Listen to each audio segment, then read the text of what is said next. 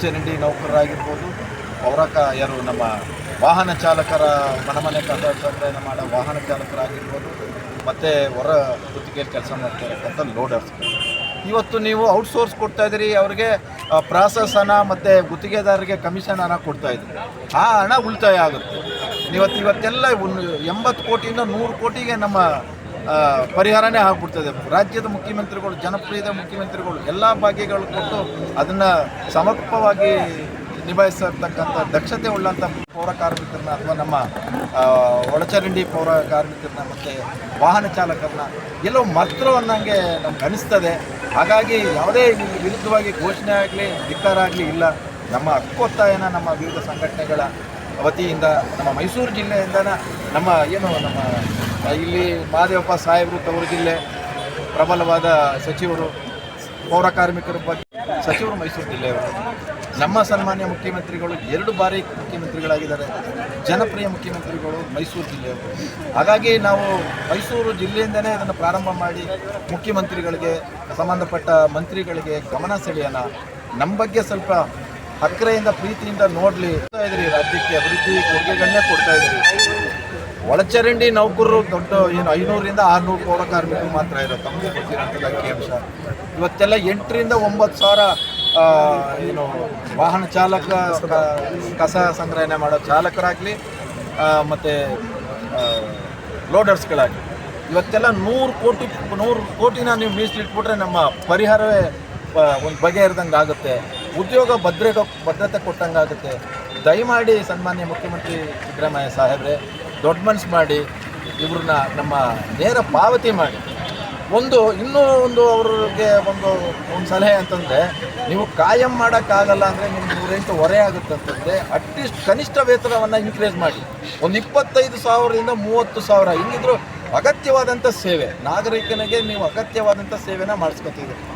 ಅದನ್ನು ಯಾಕೆ ಮರಿತೀರಿ ಅನ್ನೋದ್ರ ಬಗ್ಗೆ ಇವತ್ತು ಮೈಸೂರು ಭಾಗದಿಂದ ನಮ್ಮ ಸನ್ಮಾನ್ಯ ಸಿದ್ದರಾಮಯ್ಯ ಸಾಹೇಬರಿಗೆ ಒಂದು ಮನವರಿಕೆ ಕೊಡೋಕ್ಕೋಸ್ಕರ ಒಂದು ಹಕ್ಕೊತ್ತಾಯನ ಈ ಭಾಗದಲ್ಲಿ ಮಾಡ್ತಾಯಿದ್ದೀವಿ.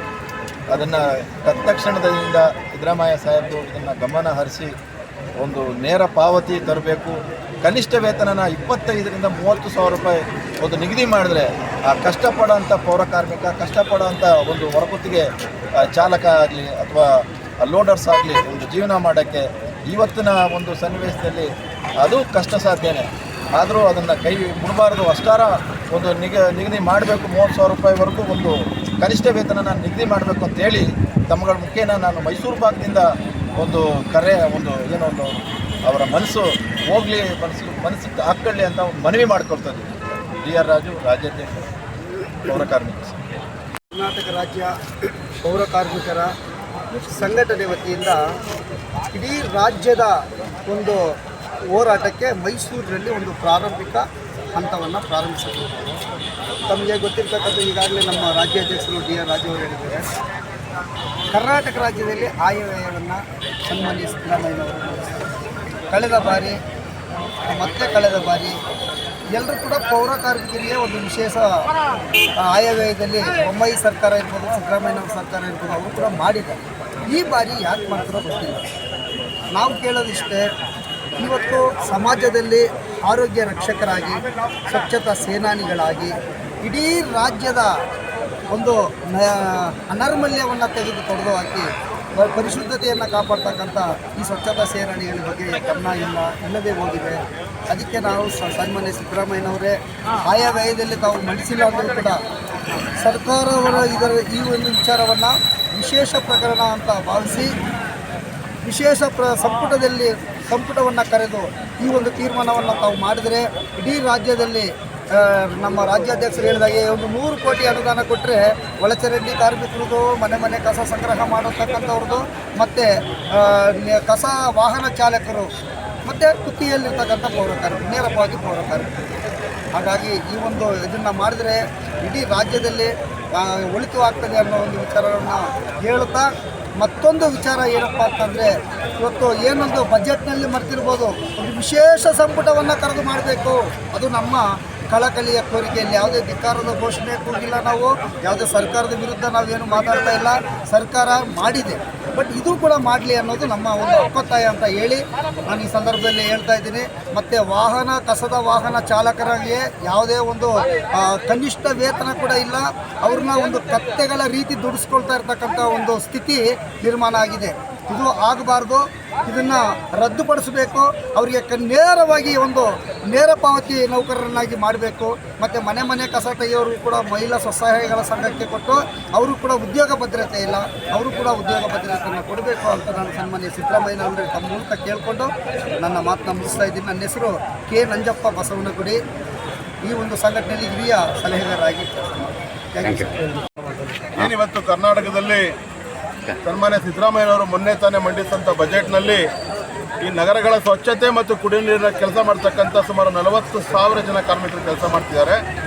ನಾವು ಒಂದು ಪ್ರಮುಖವಾಗಿರ್ತಕ್ಕಂಥ ಬೇಡಿಕೆನ ಈ ಬಜೆಟ್ನಲ್ಲಿ ನಿರೀಕ್ಷೆ ಮಾಡಿದ್ವಿ. ಅದೇನಂತ ಹೇಳಿದ್ರೆ, ಈ ಗುತ್ತಿಗೆ ಅಂತಕ್ಕಂಥ ಒಂದು ಗುಲಾಮಗಿರಿ ವ್ಯವಸ್ಥೆಯಿಂದ ಅವ್ರನ್ನ ಬಿಡುಗಡೆ ಮಾಡಬೇಕು, ಅವ್ರನ್ನ ನೇರ ಪಾವತಿಗೆ ತಂದು ಅವರನ್ನು ಕೂಡ ಕಾಯಂ ಮಾಡಬೇಕು ಅಂತೇಳಿ ನಿರೀಕ್ಷೆ ಮಾಡಿದ್ವಿ. ಆದರೆ ಈ ಸಾರಿ ಬಜೆಟ್ನಲ್ಲಿ ಸನ್ಮಾನ್ಯ ಸಿದ್ದರಾಮಯ್ಯನವರು ಒಂದೇ ಒಂದು ಬಿಡಿಗಾಸನ್ನು ಕೂಡ ಈ ವರ್ಗಕ್ಕೆ ಕೊಟ್ಟಿಲ್ಲ. ಹಾಗಾಗಿ ನಾವು ಇವತ್ತು ಆಗ್ರಹಿಸ್ತಿದ್ದೇವೆ. ಈಗಾಗಲೇ ಬಜೆಟ್ ಅಧಿವೇಶನ ನಡೀತಾ ಇದೆ. ಬಜೆಟ್ ಮೇಲಿನ ಚರ್ಚೆಯಲ್ಲಿ ಈ ವಿಷಯವನ್ನು ಕೈಗೆತ್ತಿಕೊಳ್ಳಬೇಕು. ಎಲ್ಲ ನಮ್ಮ ಮುನ್ಸಿಪಲ್ ಹೊರಗುತ್ತಿಗೆ ಕಾರ್ಮಿಕರನ್ನು ಗುತ್ತಿಗೆ ಪಾವತಿಯಿಂದ ಬಿಡುಗಡೆಗೊಳಿಸಿ ಅವ್ರನ್ನ ನೇರ ಪಾವತಿಗೆ ತರಬೇಕು. ಅವ್ರನ್ನೂ ಕೂಡ ಪೌರ ಕಾರ್ಮಿಕರ ಮಾದರಿಯಲ್ಲಿ ಕಾಯಂಗೊಳಿಸಬೇಕು ಅಂತಕ್ಕಂಥ ನಮ್ಮ ಬೇಡಿಕೆ ಇರತಕ್ಕಂಥದ್ದು. ಯಾಕಂತೇಳಿ ಇವತ್ತು ಹೊರಗುತ್ತಿಗೆ ನೌಕರರು ಅಂತ ಹೇಳಿದ್ರೆ ಅವರೊಂಥರ ಸರ್ಕಾರಿ ಗುಲಾಮರು ಅಂತಾಗಿದೆ. ಅವ್ರಿಗೆ ಯಾವುದೇ ಹಕ್ಕುಗಳಿಲ್ಲ, ಅವ್ರಿಗೆ ಕನಿಷ್ಠ ವೇತನ ಇಲ್ಲ, ಅವ್ರಿಗೆ PF ES ಯಾವುದೂ ಕೂಡ ಕೊಡ್ತಿಲ್ಲ. ಹಾಗಾಗಿ ಇವತ್ತು ನೇರವಾಗಿ ಅವ್ರನ್ನ ನೇರ ಪಾವತಿಗೆ ತರುವಂಥ ಕೆಲಸ ಮಾಡಬೇಕು ಅಂತೇಳಿ ಇವತ್ತು ಮೈಸೂರು ಜಿಲ್ಲೆಯಲ್ಲಿ ಧರಣಿಯನ್ನು ಮಾಡ್ತೀವಿ. MB ನಾಗನಗೌಡ, ರಾಜ್ಯಾಧ್ಯಕ್ಷರು, ಕರ್ನಾಟಕ ರಾಜ್ಯ ನಗರ ಸಲಹೆ ಸಂಸ್ಥೆ ಹೊರಗುತ್ತಿಗೆ ನೌಕರ ಸಂಘ.